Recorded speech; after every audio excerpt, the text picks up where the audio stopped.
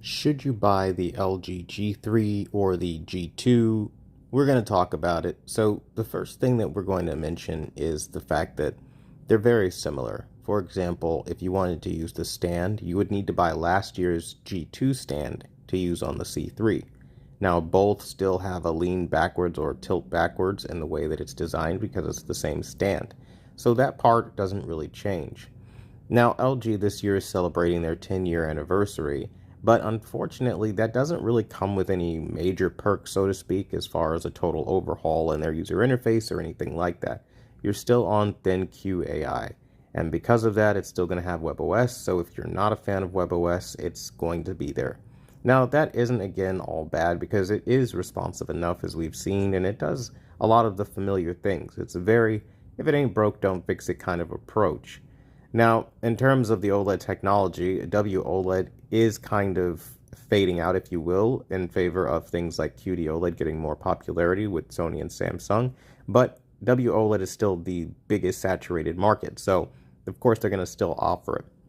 Now this year, with the G3, they're offering MLA, which makes it brighter, but don't misunderstand, it's still a WOLED. So what this means in English is simply put that it's just not going to be able to get past the traditional challenges of sometimes when it gets really, really bright, you're going to run into diluted color. You're just taking WOLED and making it brighter. You're not necessarily refining the color to a point where it's way more than what it has ever been, if that makes sense.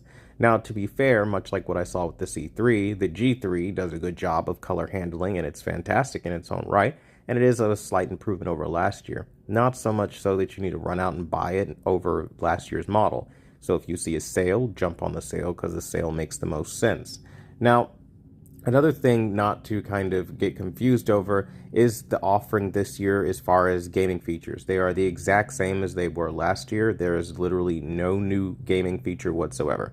So you still have your FreeSync, you still have your G-Sync, and it still has GeForce Now. So if you appreciate those things with HDMI 2.1, of course, on all 4 HDMI ports, then you're still going to have that.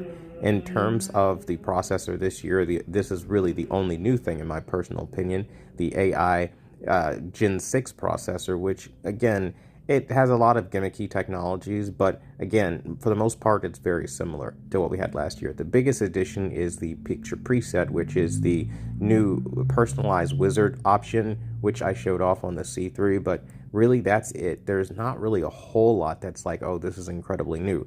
Again, it's still a really sharp picture. It's a good looking picture. Colors are really good, but for the most part, this is what you can expect from it. So again, for the 10-year anniversary of LG, all in all, it's solid as a picture, but not necessarily worth the markup, and everybody's kind of overhyping it a bit in terms of MLA technology, saying like, oh, it's the best thing out since sliced bread, or whatever the case may be in the WOLED world. I mean, it's an improvement in WOLED for sure, but it's not so much so that you would need to ignore every sale that's happening right now. And again, I think that's going to help a lot of you guys as we start getting into the holiday season and things start becoming more on sale. If you have questions, ask them down below. And until the next video, I'll see you guys later.